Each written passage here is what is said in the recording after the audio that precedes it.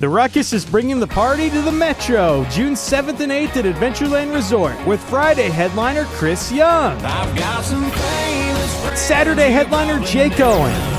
caught up in a southern summer. Russell Dickerson, Maddie and Tay, Lauren Elena, Brian Kelly, and more. Festival tickets include access to the theme park and water park. Get your tickets at ruckusiowa.com. Use code word Steve for 25% discount for weekend VIP and weekend general admission tickets.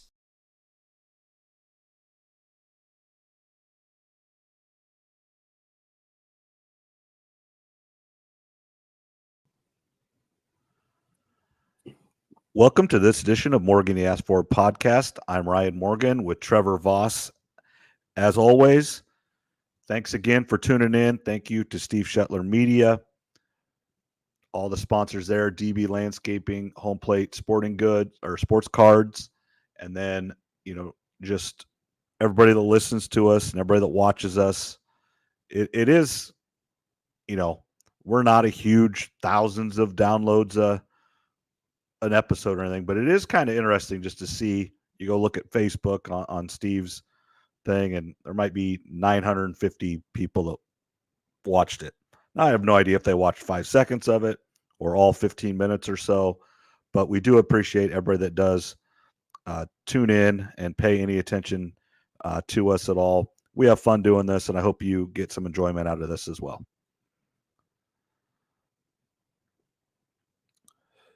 A big thanks to all the listeners, Steve Shetler, Dan Bryce for helping sponsor us, all that. It's interesting to, like you said, whether they watch 5 seconds or listen or watch the whole thing, regardless, appreciate people taking time out of their day if they do listen.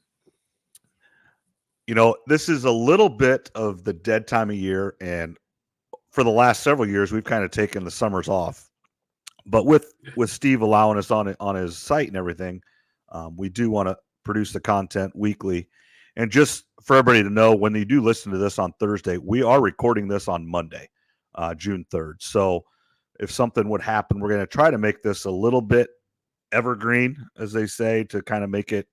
But because really the number one topic is going to be the Caitlin Clark. I'm going to call it an incident and a situation going on in the NBA, because it's not just what happened. It's ongoing, and they're going to have to make some decisions or come out and publicly say some things. They've got a potential nightmare on their hands. We've talked about this. I've watched almost every Fever game except for if I've been doing something. But if I'm at home and I'm not doing anything, I try to watch the game. I'm not, I even watched it on my phone. I can't remember where I was at. I was even watching on my phone a little bit the other day. I was not able to watch this weekend's games. I was in Des Moines all weekend with my son Tyler playing baseball. So the Sunday game where she went 1 of 10, I did not see any of. I did see a little bit of, I think was it Friday night, I think, with the Sky? It was Saturday because they played back-to-back. Yeah, Saturday at 11, yeah. So I was able to watch some of that in between some games there. So I watched some of it, but I did not watch the whole game live or anything. I'm sure everybody that listens to this have watched it or seen the highlights. And this is not new. She is getting manhandled physically every game. And they are not calling it. She's getting checked. She's getting more than normal. Now, there are some screens that are being set that are extra hard, but that's basketball. Now, we're going to get to this in a little bit. I think her teammates have a huge responsibility in what's happening to Caitlin Clark, and they are not helping it at all. And that's a conversation we're going to have in a little bit. But she essentially just you can see that girl, and I'm not going to, her name is hard to say. Her last name is Kennedy, but her first name's kind of a different, it doesn't look that hard, but that's not how I would say it, and what it really is different. You can see exactly what she said to her, reading her lips, and it's not nice. And then she just essentially hip checked her. There's no other way of saying it. The ball wasn't even in bounds yet, and it was not called a flagrant foul, and it was not upgraded during the game when they went and reviewed it. It was not upgraded. Now, the WNBA did come out and upgrade it after the game. And they fined Angel Reese and they fined the Chicago Sky because of the media response to it. So the WNBA did a little bit, but they did not do enough. And then she comes in and Sunday, and they won the game. So for their second win, they won by 1 point. So they're feeling good. And then Sunday, they go play the Liberty, one of the best teams in the league, and get beat by 40 or 50. Worst game of Caitlin Clark's probably career ever. 1 of 10. She is mentally and physically done right now. Whether it's just too much too soon, it's fine. She's finally starting to crack under all the pressure. And it's all of the above. It's the soup. It's everything. And it kind of, I hope that coach, they don't play till Friday, I don't think, gave them today off, tomorrow off, and then come back Wednesday. Or at least her. You know, I hate like the special treatment and stuff, but I hope coach or the GM or somebody said, get away. Don't touch a basketball. Don't come in here. Now, if she is a little bit hurt, which she has been getting beat up, then you need to take care of that stuff. She has to do that. But truly mentally and physically on the court, get away. And then come back on Wednesday, practice a couple days, and we'll go. That's the initial reaction to this from me. How about you, Trev? Initial reaction when it happened, I didn't like it. And I've got three different avenues I'll go down on this, I think. The first, watching it live, I'm like, well, that's probably got to be a technical. And when you watch the replay, you combine the shove and then what she said. We won't say it on here, we'll keep it clean, but anybody that saw it, we know what she yelled. And there was a ref within 5 or 10 feet. So the ref had to hear it. I mean, come on. It should have been a technical in the real time. That's probably my biggest problem. Now, I see a lot of people saying she should be suspended or thrown out of the league. That's way too far. And I'm sort of talking out of both ends of my mouth here because I did say multiple times how the WNBA does have to protect Caitlin Clark to an extent. And this is probably the line about as far as you want to see things go. But I will say this, every sports show today, they led with this incident, or it was one of their main 2 or 3 topics. First of all, Monday sports shows are left for football, whether it be the NFL or college, some NBA, an occasional MLB story, or some sort of controversy. That's what Monday leads are about. Not WNBA. So in a way, this sort of reminds me of the Angel Reese incident in the national championship game, where this is actually one of the bigger moments for women's sports. We don't want Caitlin Clark getting pushed from behind. I've said that's not good, but it's drawing a lot of attention to the league. And again, this girl, I don't think she should be suspended or thrown out of the league. That's way too far. We've seen way worse than this in the NBA. You grew up with seeing some of the 80s and 90s basketball. I did a little bit, especially with Jordan's Bulls. And all people tell me about how great it was back then, back when men were men, the bad boys of the Detroit Pistons, all those guys. And I think one of the things that we're not used to seeing is women doing this to each other. When the guys do it, it's okay. And it's, we romanticize about it, but when the women do it, it's not. And I almost wonder if there's a little bit of that going on. Remember, this is practice, of course, but Michael Jordan punched a teammate a couple years ago. Draymond Green punched a teammate in practice. I think it was Thomas Jones, one of the really underrated running backs of the league, punched Geno Smith back on the Jets, broke Geno Smith's jaw. So this wasn't over the top, in my opinion.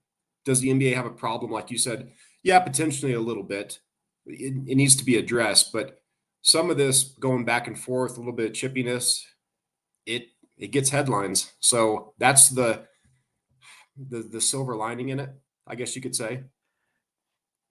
And I 100% agree with you. We are not used to the women's side of this. And for being a Monday, you're 100% right. Usually it's football. We're outside of football right now. There was no basketball. There was no NBA playoffs because both series were done early, and there was only one hockey game. So it was the WNBA's weekend to shine, and it did shine, but maybe for the wrong reasons. But sometimes any publicity is good publicity. It doesn't have to be good publicity.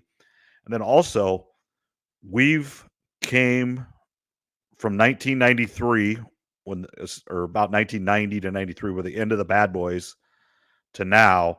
Basketball has changed.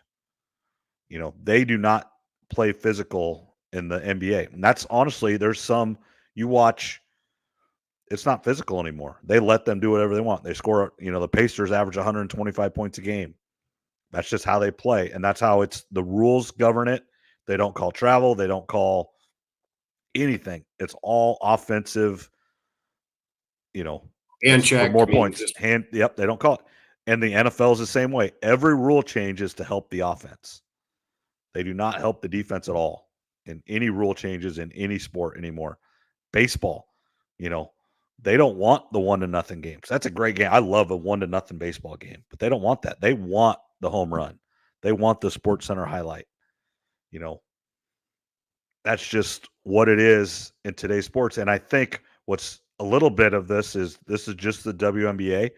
I think it's always been more physical, but what's happening is myself, you, and millions of others, this is the first time we're tuning in and truly concentrating on the WNBA.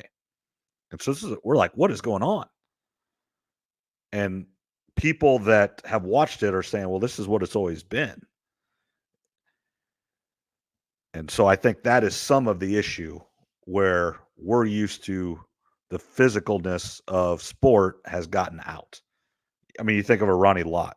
Ronnie Lott couldn't even play today. I mean, he'd get suspended and fined, and he'd just be, I'm out. But we all loved him in the early 90s. Absolutely. Ronnie Lott I think he's one of the two best safeties of all time, him and Ed Reed. But you're right, he played a different game. He was an intimidator. He would lay you out. So I think I've seen some clips come up too on Instagram and stuff. I've seen some fights. Candace Parker's rookie year, there was a big brawl, kind of way worse than what happened to Caitlin Clark. So you're right. It's always been like this. The difference is we just haven't been watching. We haven't been exposed to it. And we're not used to seeing women do this to each other. So I think that's part of it. Going to her teammates, as you mentioned in your opening dialogue there.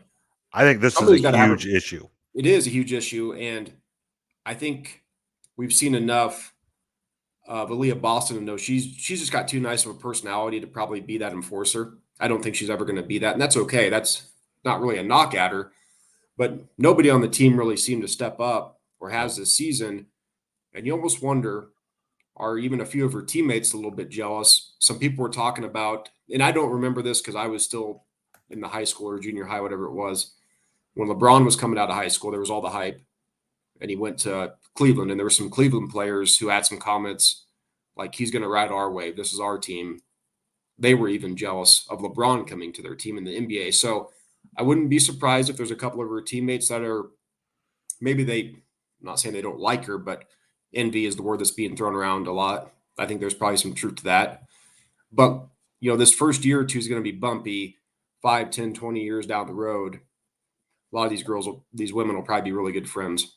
But right now, it's unprecedented.